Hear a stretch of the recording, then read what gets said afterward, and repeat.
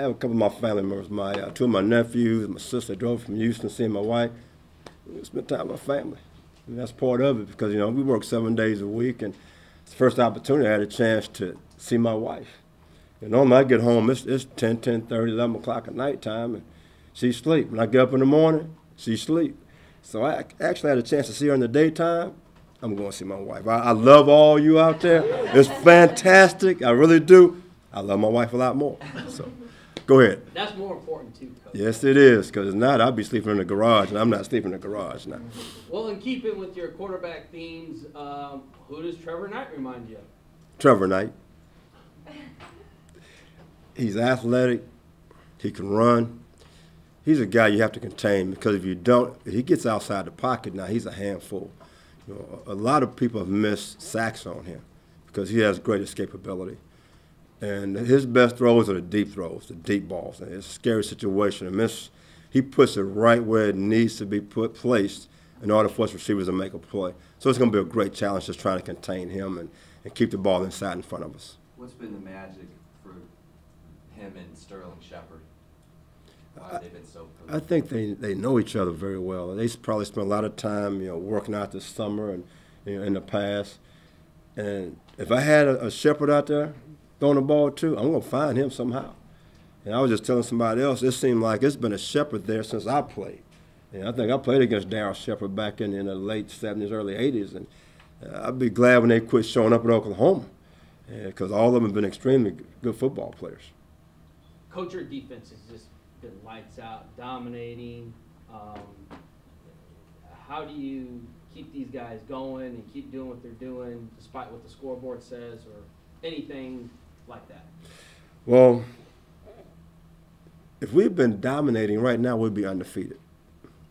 We're not. I think the guys have played hard.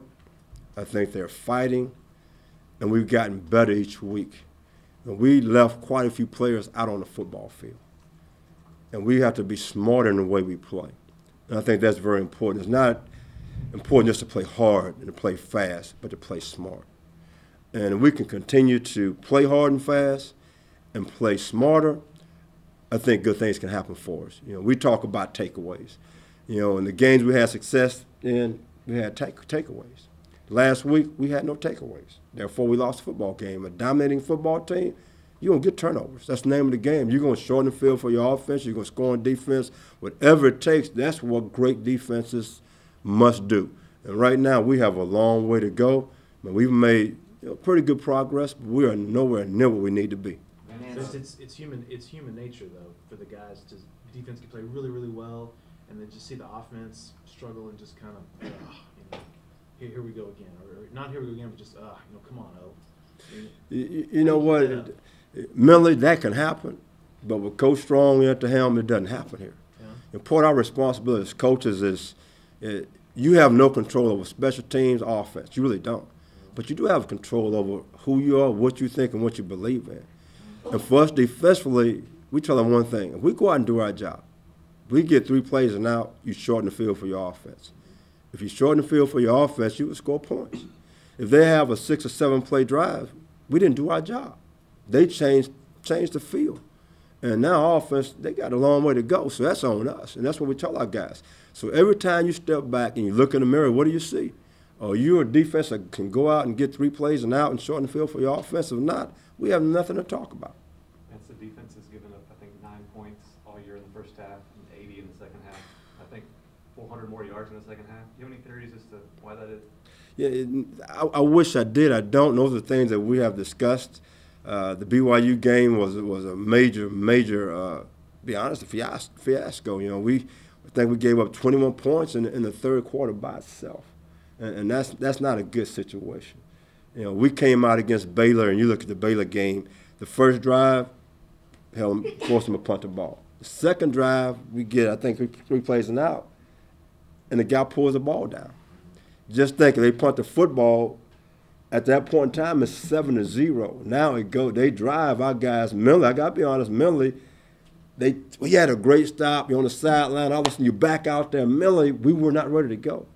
And the one thing we talk to our guys about is give us a place to stand. Let's go play great defense. where the ball's on the +1, the 50, or the -1. That's all you can ever ask for is an opportunity to go out there and play defense. And to say you are a great defense, I look at the Baltimore Ravens. I look at the Chicago Bears, two of the greatest defenses of all times that won the Super Bowl. They say all I need is 2 points, game over. Those are great defenses are doing right now, and we're not there yet. We have a long way to go, and we're taking baby steps. And again, we've got another buzzsaw coming in front of us again. It doesn't get any easier. Vance, the guy said Steve Edmond was in the film room maybe more than they've ever seen him going into the Baylor game. Maybe it's because of what he said in the spring or whatever. But obviously the results were there. I mean, can you talk about, is that if you spend that time in the film room, it equates to those results? Or it's a big part of it. To be a player, you need to study the game. And you only have so much time because of academics, going to class. That comes first. All of our guys in study hall, and that takes up a lot of time. So he has to take some time upon himself if he wants to be a good football player, to learn how to play the game. So you must study your opponent, and that's a big part of it. And part of our game plan versus Baylor was to send him a lot. And we sent him a lot, and he had an opportunity to make some plays. And that's what we're going to continue to do. Guys who can make plays for us, we find a way to get him involved in our game plan. And hopefully he can make plays. He got a couple of sacks and tackle for losses based on the game plan that we devised for him. Talking about the chess match aspect of it, you know, Petty just raved about all the different looks that y'all gave him. How much do you feel like it helps you or tilts the odds in your favor to make him think, to get him out there thinking before snapping and going? If you can disguise what you're doing with alignments, it goes a long way. And when he did have success on 3rd down, part of it was we showed our hand early. We didn't hold out of skies. So he was able to make a check and get him in a good play, and they ran the football.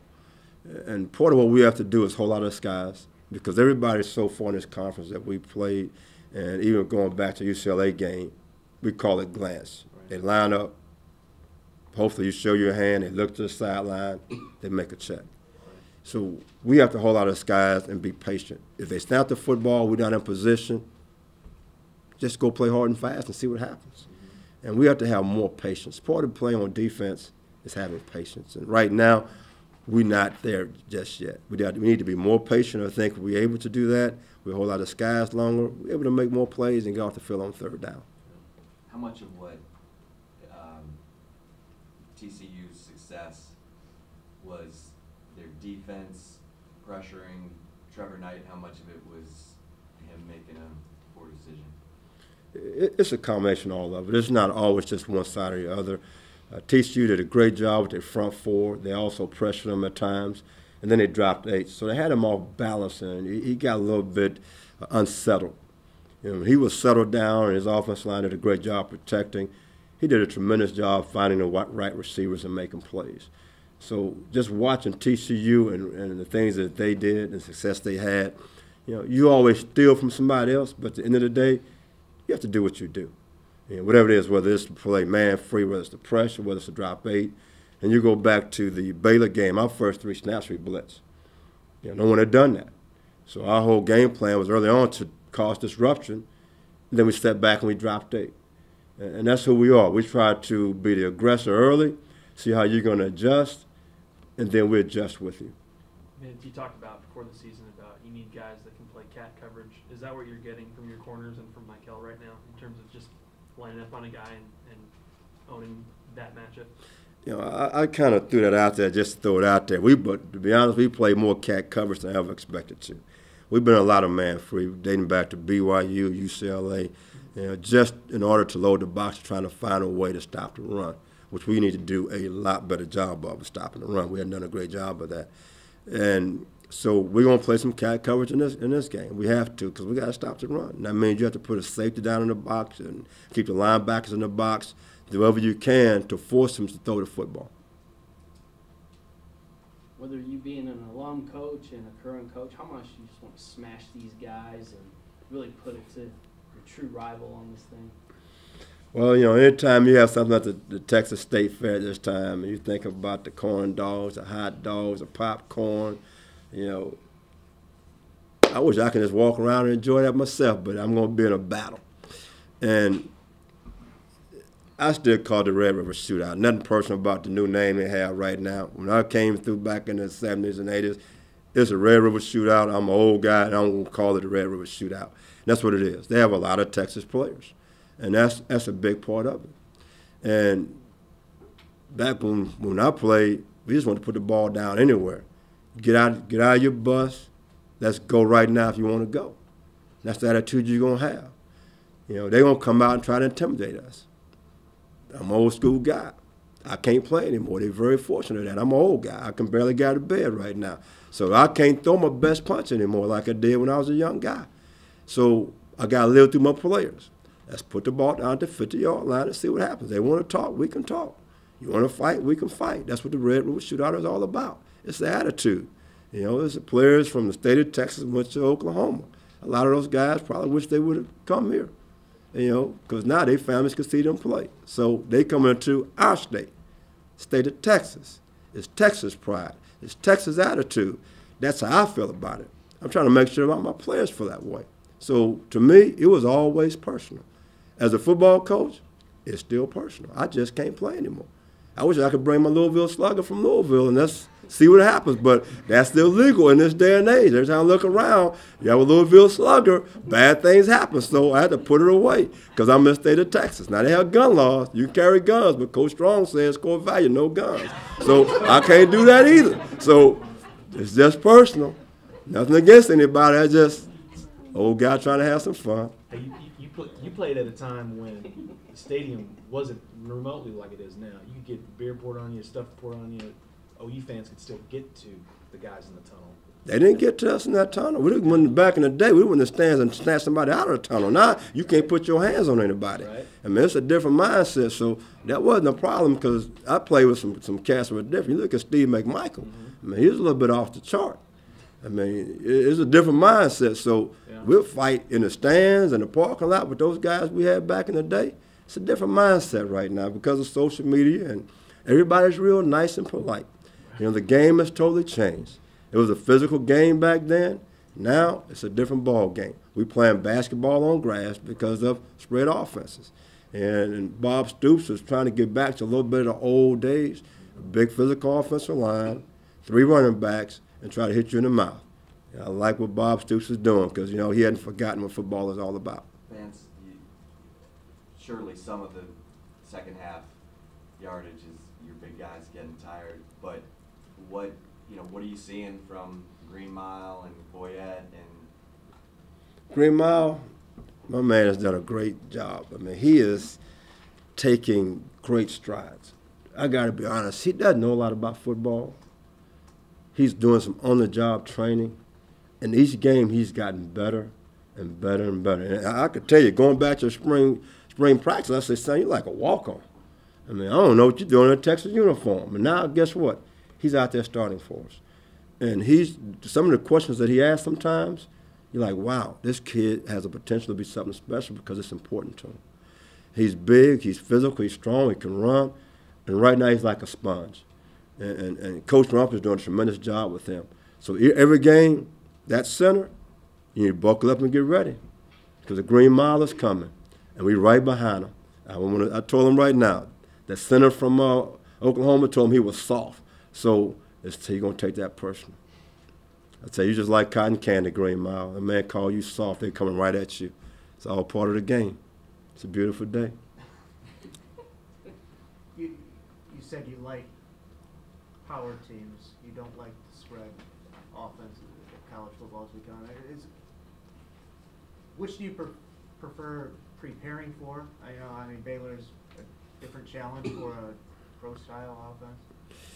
I think if you talk to any defensive coach across this country, they would love to see old-fashioned smash mouth football, put the ball down where you know let's load the box. And you don't see that much anymore. When you spread them out, it's basketball. It's one-on-one basketball. If my guy's better than your guy defensively, you're going to have a problem. It's tackling in space. It's a lot more difficult to defend. I don't think there's a defensive coach anywhere across this country want to see spread. I'm just being honest. You look at what Nick Saban said. You look at the guy at Arkansas right now, a guy at Wisconsin. They all say the same thing. Defensive players are getting injured and that type of thing because There's some truth to that.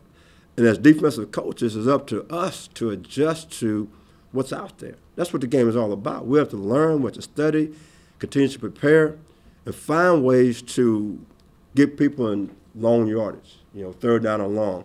Because a lot of spread teams on third and long, they're not nearby as good. Because first and second down, the ball is out fast. Now on third down and long, that offensive line has to protect longer. He has to hold the ball longer. So you must win on first and second down. Going back to the Baylor game, we had too many third down and fours. So now on third down and 4, if they got 2 yards on 4th and 2, we knew they were going for it. And that's what spread teams do. They want to stay in that short to medium range situation, and it keeps you all balanced because a lot of them will go for it on 4th down. Did you come up with the formula to slowing Baylor's offense, you think?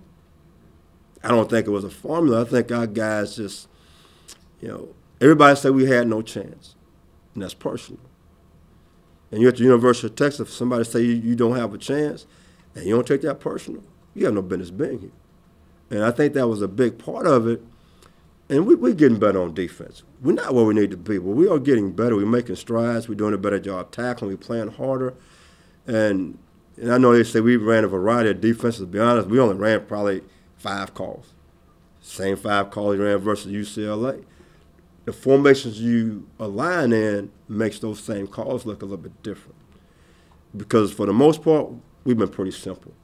Because we're a new staff and our guys are learning a little bit at a time, so we just put a few things in each week, make minor adjustments based on the people that we have to play against. Vance, is the increased use of the odd front, was that because of Tank going down? No, that was always in the game plan. It was always in the game plan to run some odd. We did that a lot at Louisville last year, and we're going to do more of it. And it gives a guy like Tank and a guy like Green Mile to get on the center and say, center, if you're good enough, can you block my guy one-on-one? We won't make him earn a scholarship. And if our guy's better than their guy, he can cause disruption. To be a defensive lineman, you must be disruptive. If you're not going to be very good on defense. Malcolm Brown does a tremendous job at a 3 technique and a 4 technique. He's been very disruptive versus offenses this year. And we need some other guys to step up to be like him and find a way to get in the backfield and to make plays. Do you look at rankings much? I think you guys are 29th total defense right now. Louisville last year, you guys were first. I mean, do you put that out there for your guys? When I worked for a guy named Earl Bruce years and years ago. And Earl Bruce said, statistics and all that was for losers. And long story short, as everybody say these days, I don't know what the heck that's supposed to mean. Back one year, we had 25 interceptions. Led the nation. I'm at the University. I'm at Colorado State. I didn't even know that. The parents said that to me because I quit looking at statistics. The most important statistics, did you win or did you lose? And halfway through the season in Louisville, I could not have told you where we were ranked. All I knew is that we either won or we lost. At the end of the year, you sit back and you evaluate what you did well, what you didn't do, and then you look at those things. And the only statistics I can look at right now, we hadn't won enough games.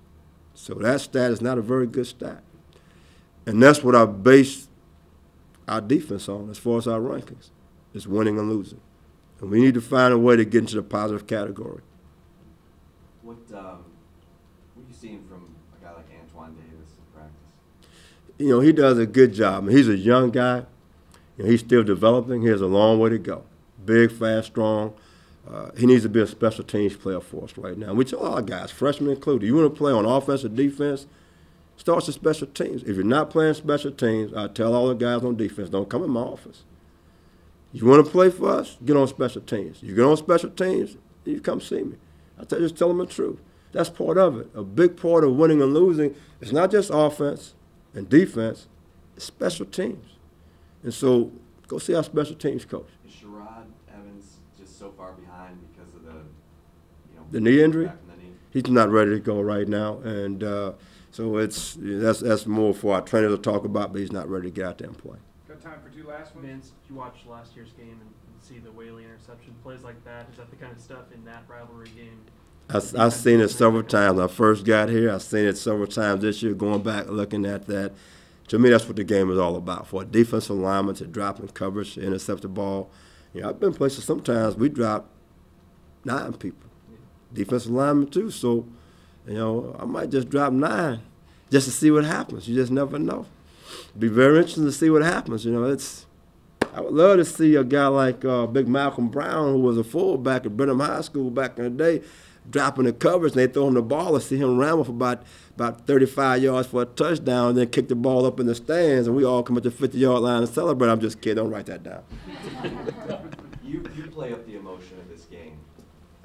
I mean, it's different. You played in it. Charlie didn't play in it. You're probably explaining it to him. It's different. It's different. I mean, I would love to be able to put my helmet back on and put my jersey back on, and I walk up to a guy and say, you know what, you crossed that line right there, you got a problem. And that was our mindset, you know, back in the 70s and 80s with the guys we played with. Because you look at, they had Billy Sims, and Overstreet, Kenny King.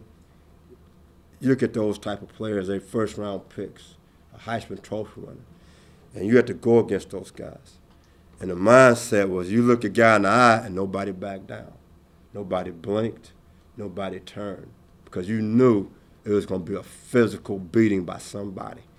And that's what that game is all about. And that's what it should still be about right now. And we are trying to get to where Oklahoma is. You know, Coach Deuce has been there for quite some time. He's had great success over the past several years. And so he has a blueprint. And right now, Coach Strong is laying down our blueprint. We're not where we need to be, but we're building in the right direction.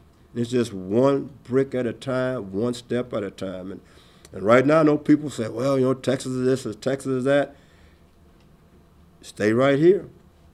It's like the 3 little pigs. We're not building no straw house here, guys. We're building a brick house. It's going to withstand a whole lot of things in time.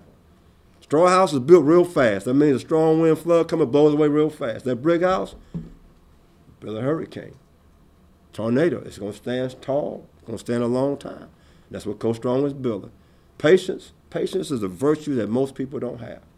At the University of Texas, I'm an alum, no one has patience. But that's okay. Our coaches, as Coach Strong say, got to have thick skin. Now me, I don't have thick skin. My wife won't let me have my Louisville Slugger anymore. She done locked it up. I used to have a cat. Gave it to my in-laws. I can't kick my cat anymore. I love my cat. So now I got to kick my foot. Every morning I leave the house, I kick the door just to stub my toe so I come to work all mad so I can get ready to coach every single day. So you got to have some fun out there sooner or later. Louisville Slugger, locked up. Had my initials on it. It's a beautiful thing. Just kidding. I couldn't do that because you know what? Somebody might write me up because I say I'm Louisville Slugger. It's a different world called social media. Which Coach, we all do you like embrace. their Which we all embrace. Last one? do you like their running game in particular? Their freshman Samaje. Oh, my goodness. My man's a load now. He runs through, over. He don't run around anyone. I think he's an outstanding back. I really do. And for a guy so close not to be a part of this program is disappointing. I mean, they're running backs. I mean, I'm excited to see those guys. And we're going to have our hands full. I told our linebackers, buckle your stuff up now. I mean, you want to see what the real running backs are? We're going to face them this week. I mean, it's not for the weak of heart to go tackle these guys. You know, so I told the guys to bring some extra headgear just in case. You know, my mom, when she was living, bless her soul, I had my head carried for a long time. I'm about ready to bring it back out. Only thing about it, I had 2 bars and one down the middle, so it doesn't work anymore. You guys got all these face masks for Halloween now. I just don't understand that. They want to look pretty. Football's not for the pretty. You're supposed to have broken noses and blood and teeth knocked out. That's called football. Different era. I guess I'm getting old. Thank you. Peace out. Thank you, Coach.